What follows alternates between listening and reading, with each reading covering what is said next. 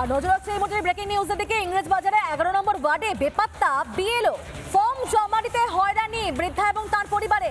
ফোনও পাওয়া যাচ্ছে না সেই বিএলওকে, এমনটা অভিযোগ করছেন ভোটাররা। এখনো পর্যন্ত ফর্ম জমা দিতে পারেনি মণ্ডল পরিবার। তৃণমূল কার্যালয়ে গিয়ে ফর্ম জমা দিতে বলা হচ্ছে, এমনই অভিযোগ করেছেন গৃহকর্ত্রী আরতি মণ্ডল। তবে টিএমসি কার্যালয়ে গিয়ে ফর্ম জমা দিতে নারাজ সে বৃদ্ধা। অভিযোগ অস্বীকার করেছে আবার তৃণমূল কাউন্সিলর।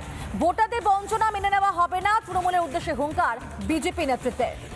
ইংরেজবাজারে 11 নম্বর ওয়ার্ডের খবর জানাচ্ছি আপনাদের, যেখানে বেপাত্তা হয়ে গেছে বিএলও। ফর্ম তো দিয়ে এসেছিলেন, কিন্তু ফর্ম এবার নেবার বেলা তার কোনো পাত্তা পাওয়া যাচ্ছে না। আর সেই ফর্ম জমা দিতে হয়রানির শিকার হতে হচ্ছে এক বৃদ্ধা এবং তার পরিবারকে।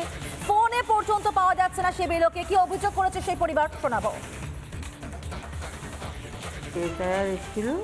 একদিন ফর্ম দিয়েছে, আমি ছিলাম না, অসুস্থ, তারপরে আর আসেনি, ফর্ম জমা দিতে পারিনি। বিএলও তো ফোন করছি, অনেকবার ফোন করেছি, কোনো উত্তর দেয়নি, ফোন ধরেইনি। সামনে ভোট, খুব চিন্তায় আছে, নামটা থাকবে কি থাকবে না, না কাটা পড়ে যাবে। তৃণমূল আচ্ছা, এখানে জমা দিয়ে যেতে পারো, আমরা দেখছি। কি বলবো, আমি কাজের মধ্যে থাকি, নিতে আসেনি, অনেকেরই আসেনি, আরো কতজন আছে বাকি। কি অসুস্থ জানেন? হ্যাঁ, এটাই শুনেছি, অসুস্থ বললো, আমি তো জানি না, যাচাই করে নি, লোকের মুখে শোনা। পার্টি অফিসে তো গেলে জমা নিচ্ছেই, ওরা তো বলছে এখানে দিয়ে যাও। আপনারা কি পার্টি অফিসে দিয়েছেন? না, যাইনি। এগুলো যেমন দিয়েছে তেমনি ওই এসে যেন নিয়ে যায় ফর্মটা। মাস আগে দিয়েছিল, কিন্তু জমা নেয়নি এখনো, সেটা নিয়ে খুব চিন্তায় আছে। বিএলও নাকি খুব অসুস্থ, এটাই জানতে পেরেছি। এখনো জমা নেয়নি? না, ফোন করছি কিন্তু ফোনে পাচ্ছি না। কাউন্সিলর অফিসে জমা দিচ্ছে, পার্টি অফিসে ওখানে জমা নিচ্ছে, কিন্তু তাই না পরবর্তীকালে যদি কোনো ঝামেলা হয় সেটা নিয়ে চিন্তাই আছে। যদি জমা দিয়ে মানে যদি কোনো ঝামেলা হয়, এই জন্য দিচ্ছি না। বিএলও বেপাত্তা, তৃণমূল কার্যালয়ে গিয়ে ফর্ম জমা দিতে বলা হয়েছে তৃণমূল নেতৃত্বের তরফ থেকে, সেই অভিযোগ করেছেন গৃহকর্ত্রী। যদিও সেই অভিযোগ অস্বীকার করেছে আবার কে, তৃণমূল কাউন্সিলর। ভোটারদের বঞ্চনা মেনে নেওয়া হবে না, পাল্টা তৃণমূলের উদ্দেশ্যে এমনই হুঙ্কার দিয়েছে জেলা বিজেপি নেতৃত্ব।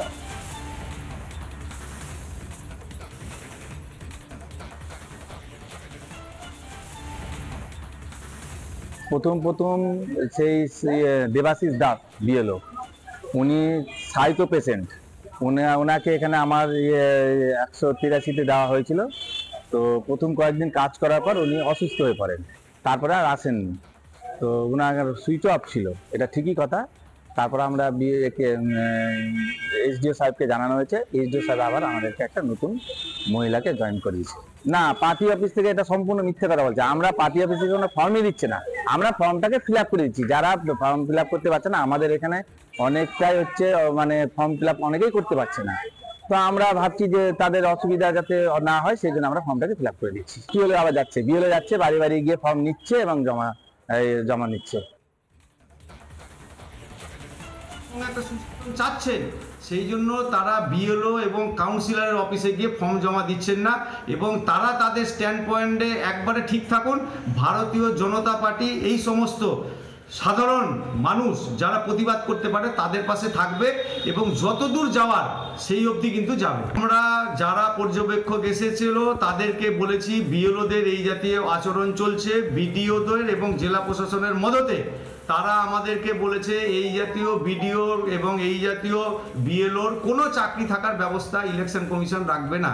সেই জন্য তারা যেটা শোনেনি কিংবা তৃণমূলের ওপর ভরসা করে আছে, আমাদের বাড়ির লোকই কিন্তু বিএলও হয়েছে, তাদেরকে আমরা সতর্ক করে দিচ্ছি, চাকরি যখন যাবে তখন কিন্তু কোনো তৃণমূলের কাউন্সিলর নেতা আপনাদের পাশে থাকবে না।